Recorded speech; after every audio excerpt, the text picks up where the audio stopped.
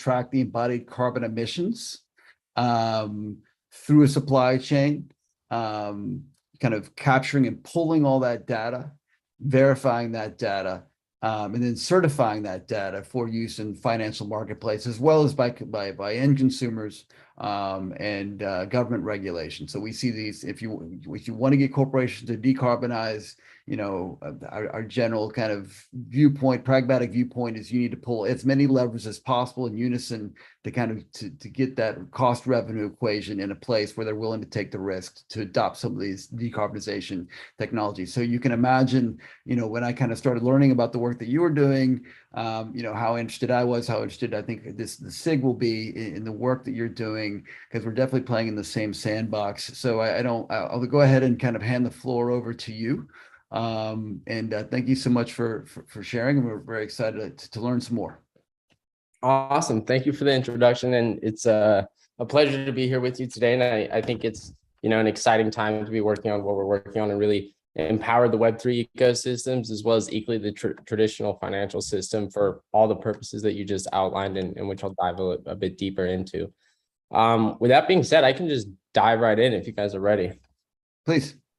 Awesome. So can I share my screen? Davey, can you help with Let's see. All right, cool. I've got it here. Great. Yeah, he should have access. Fantastic. Cool. Thank you. So let me know once everybody can see this. Yeah, we can see it. Looks cool. Great. Is that Yep, better? Is it full screen? Okay. Awesome. So thank you for everybody for tuning in today to learn a bit more about the importance of really accurate climate data and validating the process and sort of the toolkits we use within Web3, between blockchain and Oracle networks. So I want to set up some preface here to really be able to dive deep into a lot of the gaps that we see in the market right now. So generally speaking, there's just a major lack of climate data out there. And specifically when it comes to the data that does exist, it's very difficult to find accurate data, let alone any data that can really be proven and validated that it stands true. This was, I typed out a little example here, which is from the recent IPCC report, which has a really alarming statistic in it, right? Which is really highlighting this error of margin between 70 and 90%. So when this came across our desk and we read this for the first time, this really set off alarm bells for us. We said, wait a second, this is terrifying. We're seeing huge emerging markets like refi. We're seeing the entire financial system from a policy point of view, really redesigning fundamentally to be able to really green the financial system. But how are we going to do this with such a terrible error margin in the data that's out there in the ecosystem?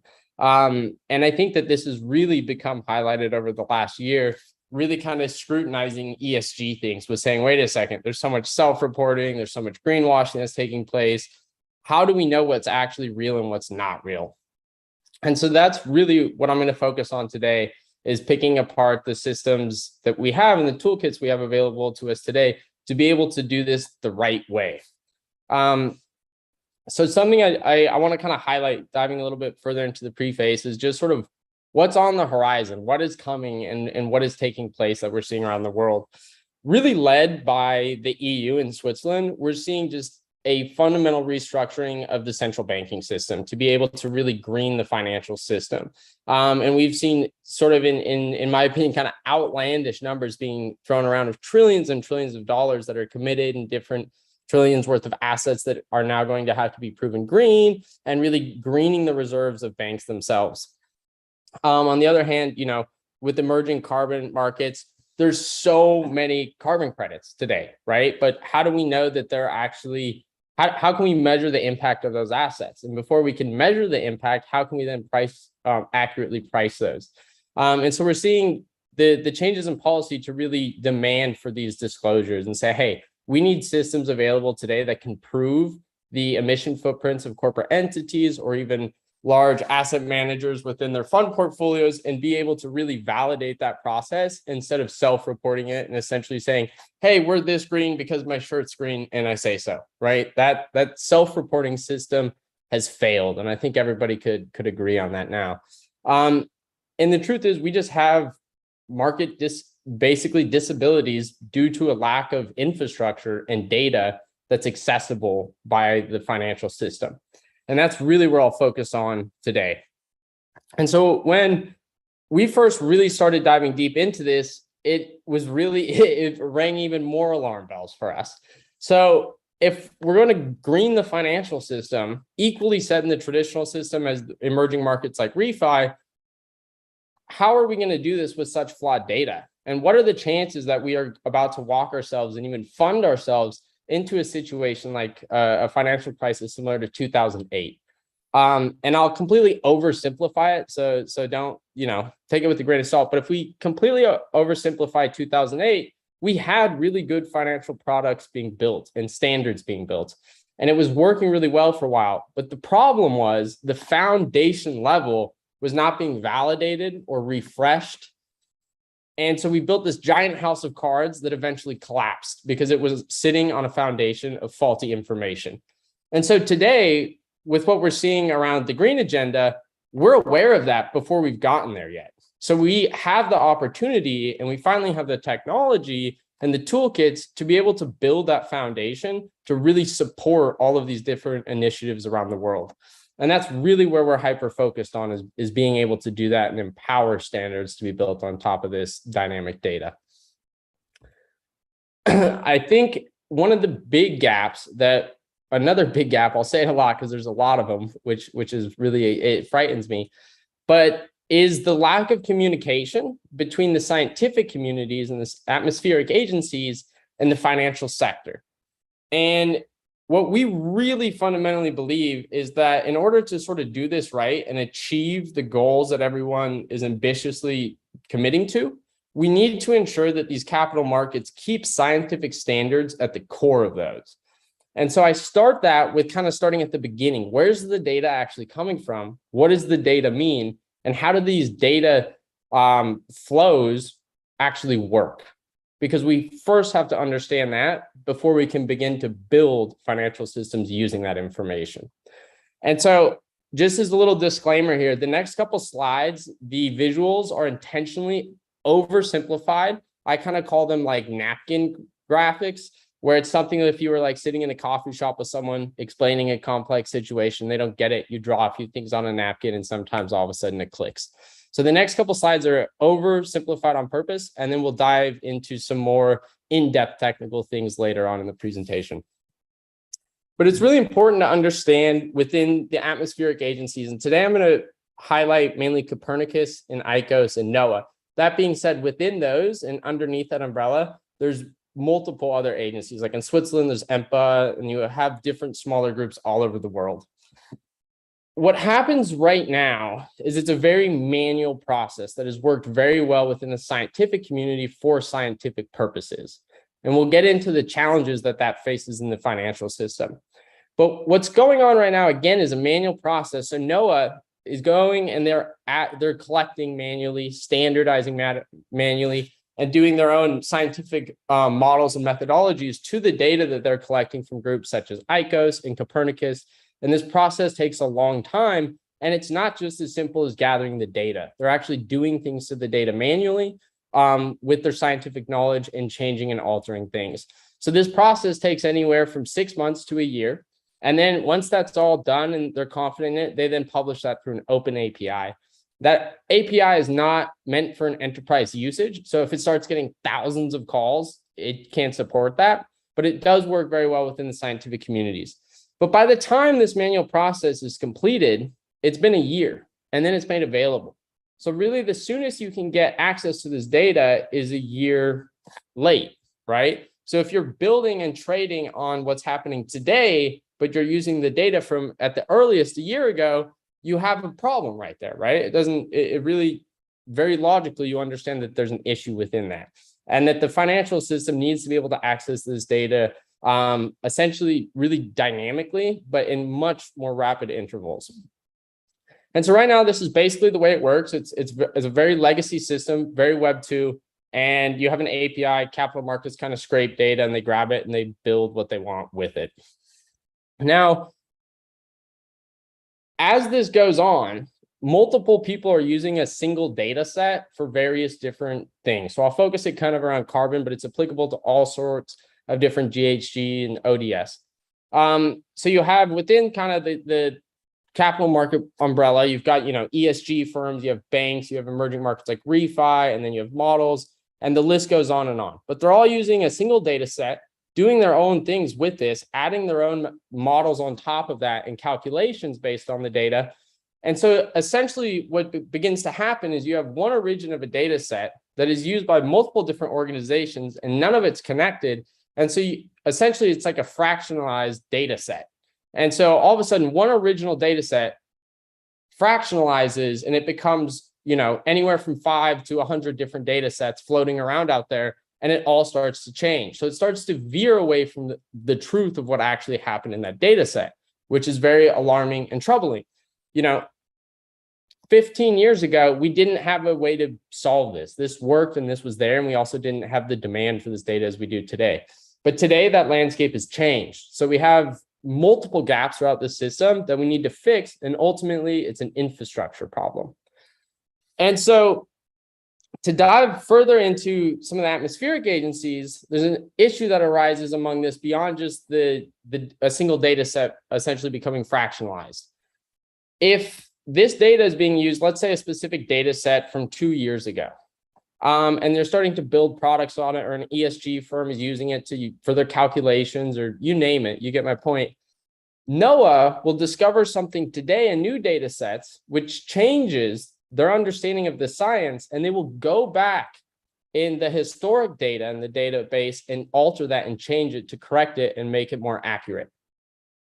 That creates a big problem for the financial system, because what happens there is you have data alteration, you have a new data set that's created, but it's not connected. There's no dynamic aspect to it, so it doesn't refresh and update all of the continuous value chain that the data is being used in.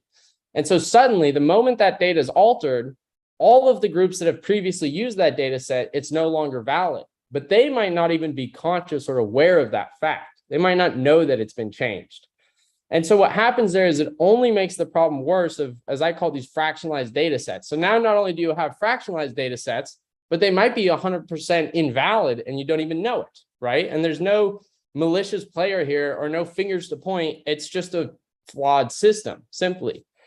And that's one of the main reasons that we see such an issue with the accuracy of climate data floating in the markets today, because this is the system that's been in place for years.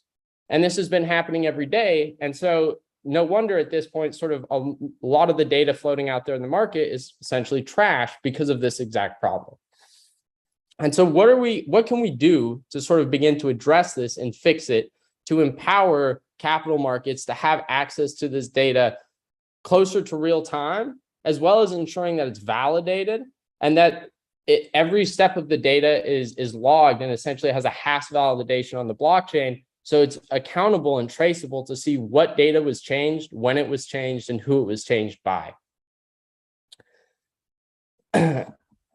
What this really requires is really the topic of today's discussion, which is blockchains and Oracle networks. And so using an Oracle network, it really enables us to do a lot of the validation, aggregation, and then internally standardization and building additional infrastructure on top of that, as well as really using the blockchain for the hash validations. And I'll get deeper into that. But this is, again, just a napkin diagram of comparing it to kind of the old way of a new way, where this way, all of these different atmospheric agencies can validate, aggregate, and standardize their data. And now it's no longer manual, but it's an automated system that uses Oracle networks and blockchains and empowers all of these different groups within capital markets to access this data. And if anything gets changed or in the backlog of any of these data sets, it automatically refreshes that throughout the financial system using a smart contract system, which is possible through the Oracle network. So to move away from the napkin drawings and kind of get into this a little bit more technical, we'll dive into the next system. And this is really the validation and collection system. So when we focus on the Web3 world, a really beautiful example of what oracles are used for is within price feeds, right? Now, one of the advantages that you have within price feeds is you have multiple different sources of information that you can collect that data and come to a consensus of the most accurate answer, essentially. What we don't have in the climate world is we don't have multiple NOAAs. We don't have multiple Copernicus, multiple ICOs, right? There's still one single source of it. So what can we do to validate this process and still ensure that it can be trusted, and ideally get it to kind of what this diagram breaks down, a trustless ecosystem, so that you don't have to trust one entity, whether that's an atmospheric agency or an ESG firm or a bank, to be able to know that this data is what it truly is. And so here you can see that this diagram breaks down essentially, which we'll get into a little bit later, in the Hyphen Oracle network, which is a Chainlink powered decentralized Oracle network, with our partners, G-Link Solutions and Northwest Nodes. And what we do here is we're gathering the data as soon as it's made available from these different agencies. And then all of this is either put on chain and run through Avalanche, as well as goes into the Chainlink infrastructure and onto a blockchain where you can have a hash validation, so that you know at each step of this value chain of the data that any alteration and any change, there's a hash validation and it's stored on the blockchain, so that you can have a immutable ledger of all of this information. So that way, when things change in one hand, it's automatically refreshed, but you have a backlog so you can see what's been going on historically as well. And this way you can really trust the system and know that this is the data that I need and that it's accurate. And if it's been changed, you can see who changed it and why did they change it, so that we have a much more accurate understanding of what's actually going on with the data and where is it coming from. To get to the next slide, this sort of breaks it down in a different type of visual, more of a technical stack.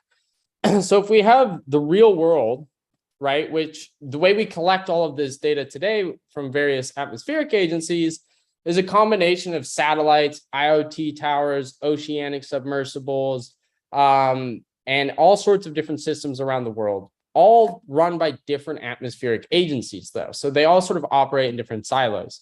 So by using an Oracle network and sort of what I already described through the validation on blockchain, we now have the ability to take all of this real world information and equally empower the Web3 ecosystems as your off-chain and legacy systems.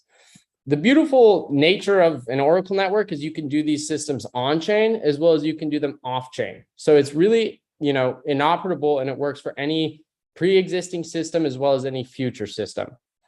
So for any, kind of here, as I described in the layer 2 section with your dApps, all of these different groups can now begin to access this data through smart contracts, whether that's on-chain or off-chain, but it still doesn't, it's not giving them the upper hand compared to the legacy world. They both can access this in real time, and they know that it's truly validated, and they know the source of this data.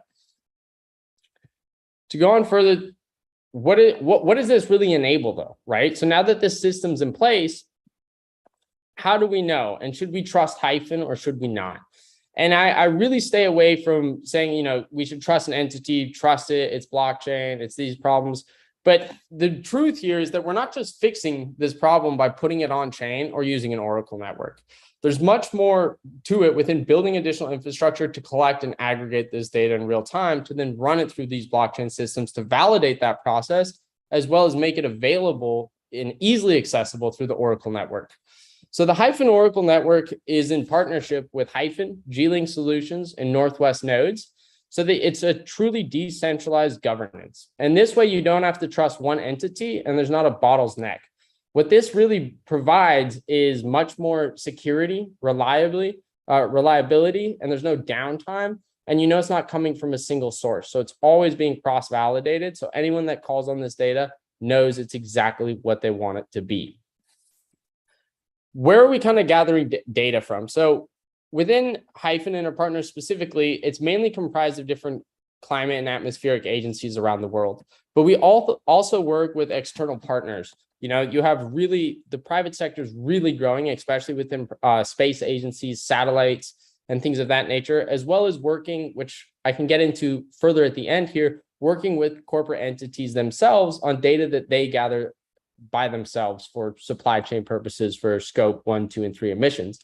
It's really important to be able to have both sides of that. Using the atmospheric data and specific methodologies, you can really establish baselines and be able to calculate the emitting locations as well as sink locations of different GHGs in the world, which allows you to have a very accurate baseline to compare a corporate entity's footprint against.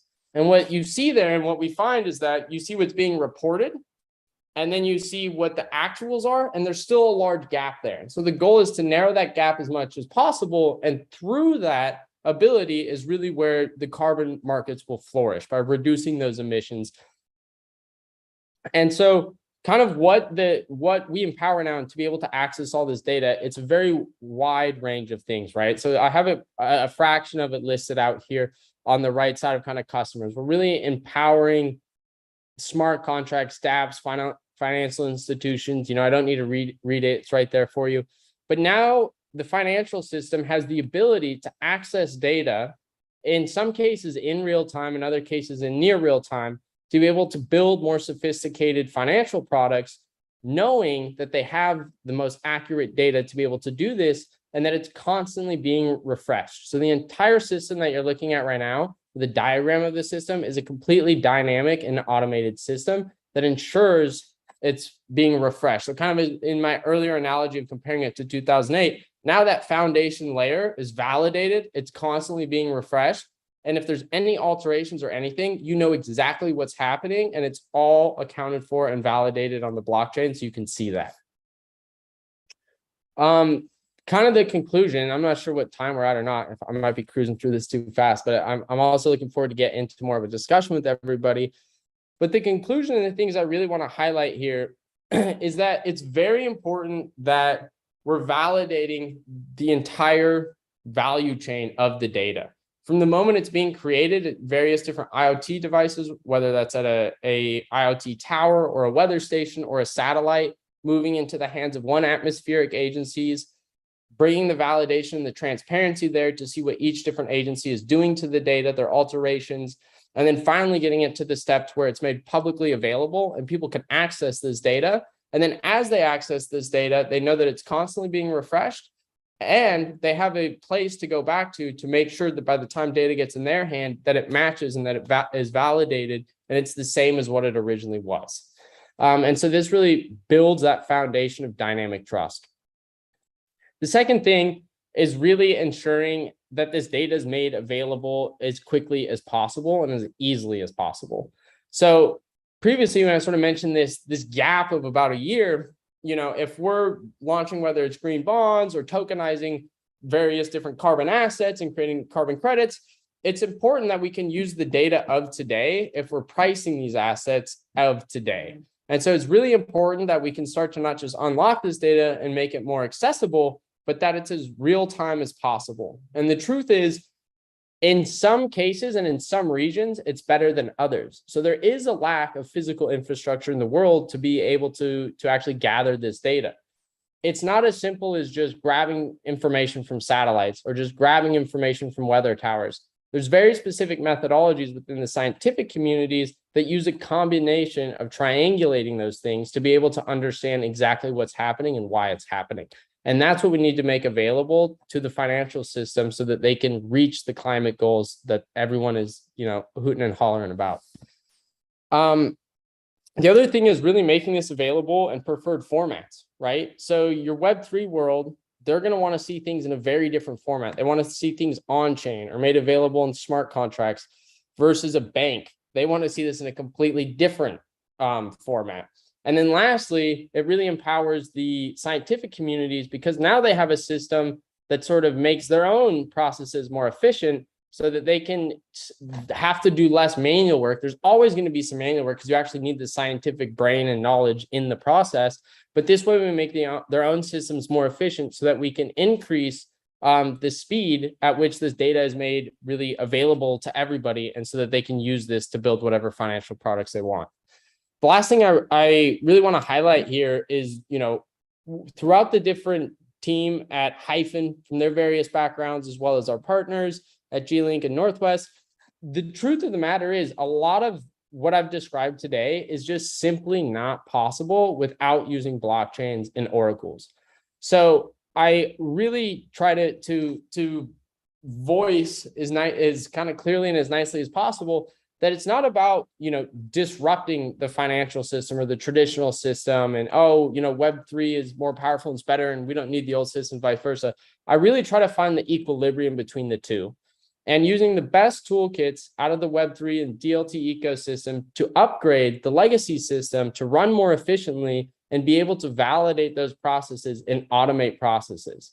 And with that being said, that's basically it. We can dive into like Q&As and discussion. If you'd like, I didn't add it in this slide, but because I know that you're pretty focused around supply chains and things, I do have one extra slide here at the end where I can talk a little bit about the supply chain side of things, which these systems sort of enable. Yeah, I think if you have the slide on hand, that might actually help inform the discussion too. I'd love to, just to make sure we have enough time, I'd love to really quickly, because we have about another 30 minutes left. So I'd love to kind of hear the slide about how you kind of work, empower supply chain tracking, and then we can open up the floor to some questions. Yeah, awesome. That sounds great. So, oh, I got to click here. Cool. So, God, it didn't let me do it again. 1 second. So once, kind of to one of the things that these systems enable. So in certain regions, it works better in others, and in certain verticals as well in the sort of industry world. So if we, depending on the region, again, we can establish accurate baselines of what's going on in regions. What's the actual particles in the atmosphere and what is happening, and how much of that are inflows from other regions, how much of that is actually coming from this region itself, and being able to understand that is crucial to then being able to understand what a company's footprint is. So you can establish very accurate baselines. And once you do that, in some cases, it does require more implementation of IoT devices.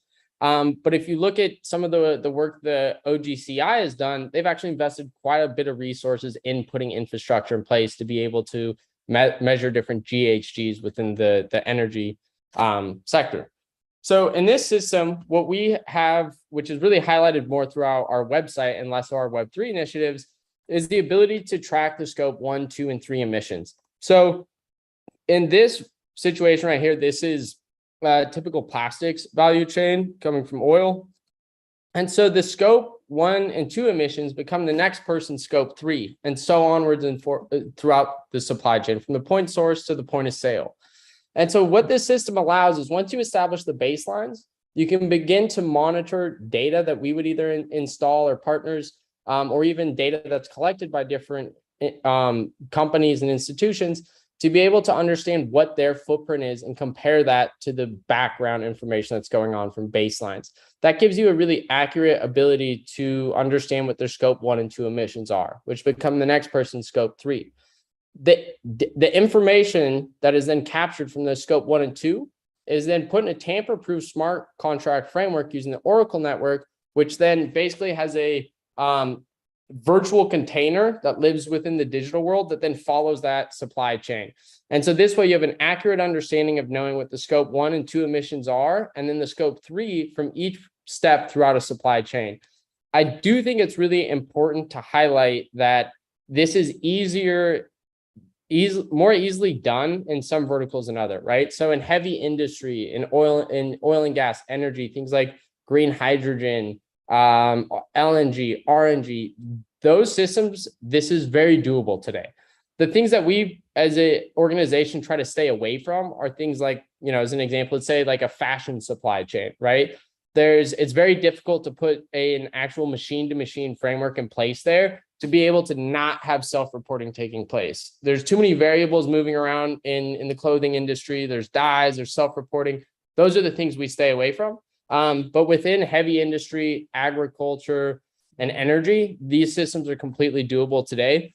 And this is something that also ties into my second or third slide around policy, where starting in 2023 in Europe, you have CBAM that comes into effect, which is the Carbon Border Adjustment Mechanism. So if you are whether it's a green hydrogen producer or you're mining lithium in, let's say, Chile, then if you want to start to be an exporter from there and bring this into Europe, you're now going to have to prove those scope 1, 2, and 3 emissions. And this is a system that can automate that process for you, which makes it much easier, right? This now gives you the ability, once you come across that carbon border, to be able to actually prove the greenness or the brownness of that underlying asset. And I believe starting next year, you have to do this. If not, you'll start to kind of be penalized and come into fines and things. And then I think it's still slightly up in the air, but as we get closer to 2026, this is something that'll be mandated. And if you can't prove this, well, you're not bringing it into the EU. So I think this is a really important framework that has a lot of demand to be used right now. And it really just comes into which different verticals are ready to start doing this and under the most pressure to do it. But we have the technology today to achieve these missions. Fantastic, thank you. I'm really glad that that we asked you to give you the time to walk through that last component of it. It's definitely in line with a lot of the work that we're doing. I've got some questions, but I first like to kind of open this up to the SIG to see if anybody has any questions. So please, raise your hand, or maybe we'll do hand raises. I see George right there. Yeah, I got a quick question. I think it would probably, Miles, it would probably be a good place to kick off the discussion. But first of all, thank you. I thought it was an excellent presentation, and one that really described sort of the wide range of things that you're doing. My question really has to do with the data and the data flows itself, and you touched on it a little bit. But I mean, what units are you dealing with? Are you dealing with tons of carbon dioxide equivalents, or is it a range of data types that you're dealing? And if so, could you describe a few of these and perhaps give some examples of how the data, where it ends up? Thanks. Yeah, absolutely. So the truth is, it's a lot of data. We in our system, I think on average daily, we get an inflow of 40,000 different data sets that come in. And it's all made dynamically available, but it's a combination of things, right? From different isotopes to different levels in different regions. Like within ICOs particularly, it's mainly focused on tower infrastructure throughout Europe. And so these towers have the ability to measure different GHGs and ODSs and things in the atmosphere, as well as the isotopes on a case by either parts per billion or parts per million. And so this is made available, but then you have it in sort of like a data format that no one really understands, and it's hard to work with. So that's why it's important to standardize and aggregate it and actually begin to create averages there, so that you can call, a daily average, which is difficult to do, just because sometimes the data computation is not there and it's not produced daily. But we do have the ability to do weekly averages, monthly, things like that. When it comes to Copernicus, it's much more focused on satellite data, but you need to use the combination of the two to begin to understand where the emitting locations are versus the sink locations of different GHGs, and begin to then use the IGES methodology to understand what's taking place, right? If there's a large region of forestry, how much carbon sequestration is actually taking place there or not taking place. So, to answer your question a bit more directly, it's a very wide range of data. I think some of the data is more useful to the private sector than other data. So as an example, like carbon flux data is really important to carbon markets, as that's really the ability to measure the carbon sequestration that's taking place in certain regions. Sorry, what did you call it? Carbon what data? Carbon flux data. Carbon flux data, and that's measured. That's measured on these platforms that you talked about. Is that, or is it flux data for individual facilities, or? No, it's really for different regions. And so that's where you can use it to begin to establish more accurate baselines, so they can compare, let's say, like a corporate's footprint to that region and area. Brilliant. Thank you very much. Thanks, Miles. Yeah, absolutely. All right. Next question. Are there other questions? Okay. Well, I'll jump in. I've got some questions. Well, actually, there's one from Anna Sender, who had to drop, but she wanted to ask she said the automation process is excellent. Her question is, where are you currently with the execution and onboarding the relevant parties? She mentioned in OAA and ICOs, and then she said, or is this still at a planning phase? Yeah. So I think it's everything that you've seen today is built and it's there. So we just did an announcement today, really about the Hyphen Oracle network with G-Link Solutions and Northwest nodes. So this is available. It's built today. You can access it, and it's here. One of the things we really sort of as an ethos from a company is we really prefer to talk about what we've done and what we've built and what we have today to be able to really empower different organizations to use. And we stray away from sort of talking about future plans and other things of that nature. Okay, so just kind of with the NOAA, for example, are there active conversations with them about integrating their data onto the platform? How did that process go? Yeah, absolutely. So we have a really good working relationship with the different atmospheric agencies that you saw today. And it's really important that when we work with these different groups that, we're not just coming in as the private sector and saying, oh, we need this, help us, we're here to take this data and help the financial system. But I really believe it's a two-way street. So as much as they can do to sort of help us, we also have a very big initiative to help them, as I briefly mentioned, with making some systems more efficient and more automated to be able to make their life a little bit easier as well. So we've been working with these groups for the last over a year now. Right. I have one question, Sherwood. Yes, please. I like your presentation. I do like the whole idea of the structure of that particular solution, right? However, my question is more on the emissions calculation side. So we know that there are specific variations in carbon intensity depending on from country to country. Is that taken into consideration in your app, or is it a one-size-fits-all calculation system? Yeah, no, so it's not a one-size-fits-all, and I think it's important to sort of put a difference here where at Hyphen we're not doing any of our own models and calculations on what we think is happening in an area. We really work within the data that we are given, have access to be able to empower like an ESG firm, for example, to empower them with dynamic data that we know is accurate and meets the scientific standards so that they can sharpen and improve their models. And to your kind of first half of the question, some of that factor that I just picked apart depends on the regions, right? So like Europe, for example, has the infrastructure in place to be able to do this much more accurate than in other locations around the world.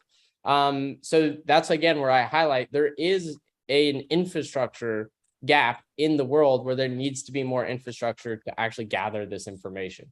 But the good news is that all the majority of the infrastructure that exists today, we can empower groups with this information so that they can, say, sharpen their models, increase the accuracy of it, compare that to specific corporate entities or certain regions of agriculture, etc. All right. Well, we need to have a chat. I'll try and connect with you on LinkedIn. Could you put your LinkedIn details in the chat for us? Yeah, I could do that. Let me see. It's very innovative. Your solution. Thank you very much. I appreciate it.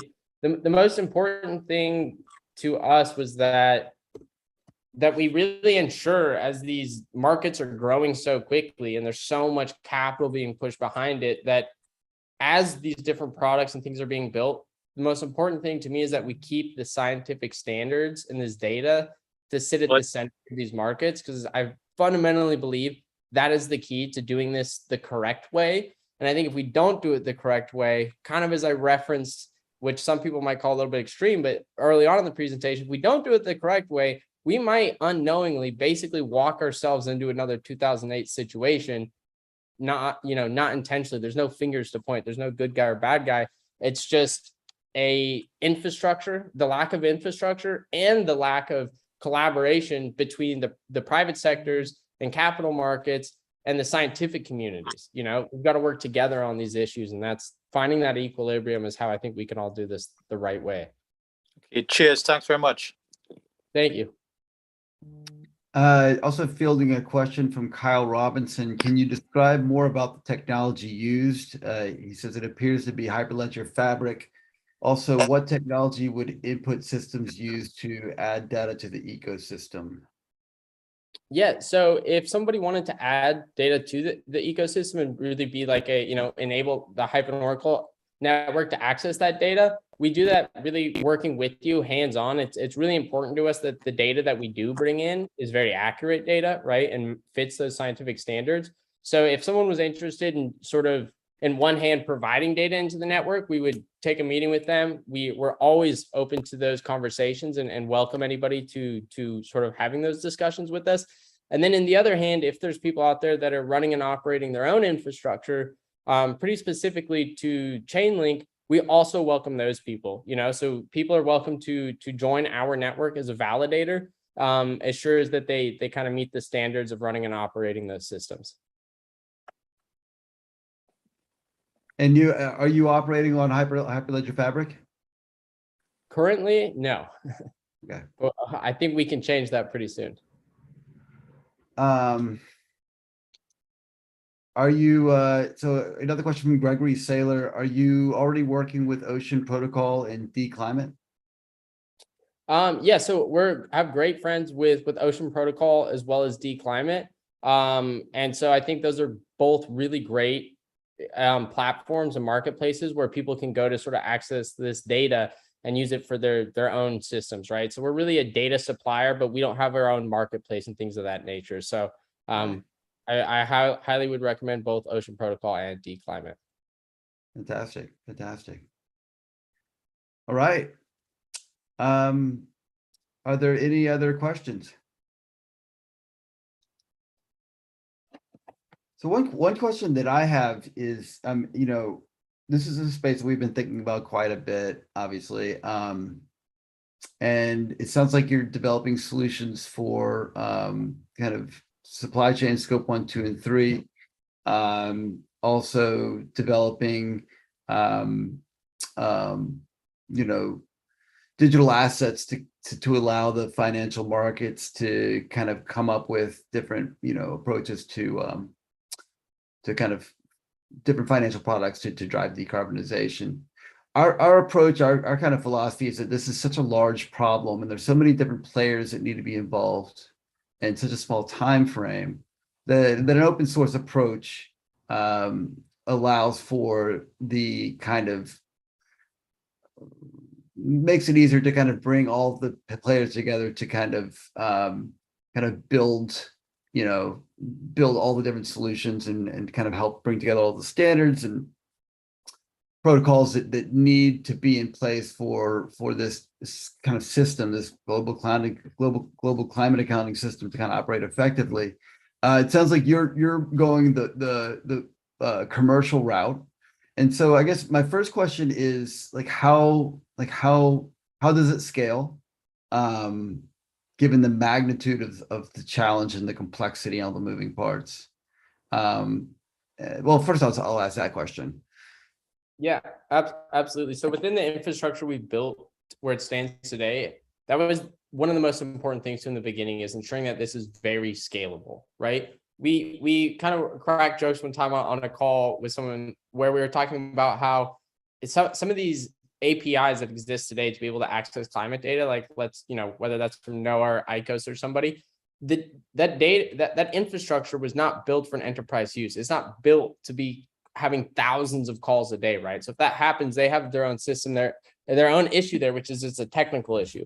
So we built a very robust infrastructure to really ensure that we can support full scalability. So whether we're getting, 2 data calls a day or hundreds of thousands, our system can handle it, and we're prepared for that. So that I hope that kind of answers the first part of your question, to make sure that this is scalable. We can empower everybody with this data as soon as we get it. So it's a dynamic system, and the system's built to not be overwhelmed.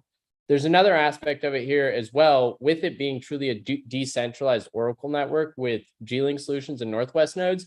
Let's say, for example, Hyphen's nodes went down or something. There's still G-Link and Northwest there. So it adds not just redundancy to the validation, but it does add security as well as reliability to really try to ensure to the best of our abilities that there is no downtime. Yeah. So from a technology standpoint, that makes sense. I guess the question I have is, just standards alone for being able to kind of track embodied carbon emissions through a particular industry vertical, that requires, each vertical to be able to bring together the stakeholders to decide on, the standards that they're using, how they're tracking data, how they're verifying data. Like, how does your solution enable that kind of collaboration and governance? Yeah, absolutely. So I think, I'm about to give you kind of a long answer to your question, but I think it's something that, it does require that detailed answer. In the first hand, when it comes to scalability on the corporate side into the different verticals, right? So whether that's like the energy sector or agriculture or heavy industry, the truth there is it is going to require these different corporates to kind of put their money where their mouth is, right? Everyone's really pledged to a lot of things. At the end of the day, they're going to have to either start implementing the infrastructure to have more accurate data and move away from the self-reported. And I personally believe that the groups that begin to do that sooner than others will have an advantage in the marketplace over the others. When it comes to our system for tracking scope 1, 2, and 3 emissions, again, it's really important not just to our brand, but also to just the way we think about the climate crisis. We don't want to onboard self-reported data. We are highly focused on machine-to-machine frameworks. So as an example for you, in like the oil and gas industry or something, there's infrastructure in some of these different companies to where they can and they are measuring what's going on with the different GHG emissions that they're releasing, right? Whether that's mainly methane.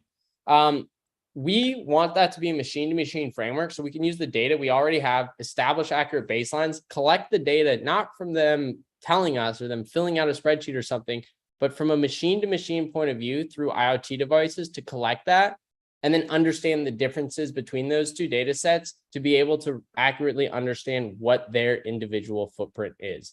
So when it comes to the scalability, as you mentioned, on the corporate side of things, it is something I think about quite often actually is, okay, we know what we need to do now. It's kind of at this point where we just need to get up and do it, right? So I can't force a corporate to start to do this, but if I look at a lot of pressure, depending on where in the world these organizations are, that's changed now, right? I think a lot of things change in 2023 where these corporates are going to be forced to begin to have to do those things. And they should. I think that's the only way that we can really achieve this goal when it comes to emissions 1, 2, and 3 and tracking those for different corporate entities. On the other hand, when it comes to things like carbon markets or something, right? We see a lot happening right now in refi where there's a lot of groups focused on tokenizing different carbon credits, right? Basically tokenizing carbon assets. When it comes to that, something that we really stress the importance of at Hyphen is to be able to just tokenize, let's say, I'll use forestry as an example. To be able to tokenize a tree, it's not super difficult, right? It's there, we have the technology, we can do it. And I love that groups are doing this, but how do we know how to accurately price that, right? The first step, in my opinion, is actually measuring the performance of those carbon assets. What is the impact measurement? And being able to measure that according to scientific standards and provide that data in a tamper-proof, dynamic manner enables these different trading exchanges and groups tokenizing carbon credits to be able to prove the performance of those regenerative projects or those carbon assets, whatever the underlying asset is. And once you can prove that impact and measure it, that's when I think that you can accurately price that. And I think that the groups that begin to use that type of a system will be able to charge a premium for the credits that they're producing because they can prove exactly how well it is or isn't working compared to the person next to them. And I think that's very important, not just for the financial benefits, right, which are very obvious there, but that's really important to ensuring that this works and that we are making the world a more sustainable place. Because we know that there's a lot of science involved in that process, right? It's not just as easy as throwing up a little IoT device in the forest and saying, oh, the number, it went down, so we're doing a good job. There's a lot of methodologies that need to be put into place here, right? Are there inflows? What are the emissions coming from other regions? It gets very scientific, and that's why it's important to ensure that you're using not just quality data for your background, but that the right IoT devices are being implemented and put in place if they're even needed in those regions. And so I think it's, again, not to sound like a broken record, but it's so important that we keep scientific standards at the center of these emerging markets and enable these different groups to be able to access the data and use services to be able to measure the impact of what they are and aren't doing.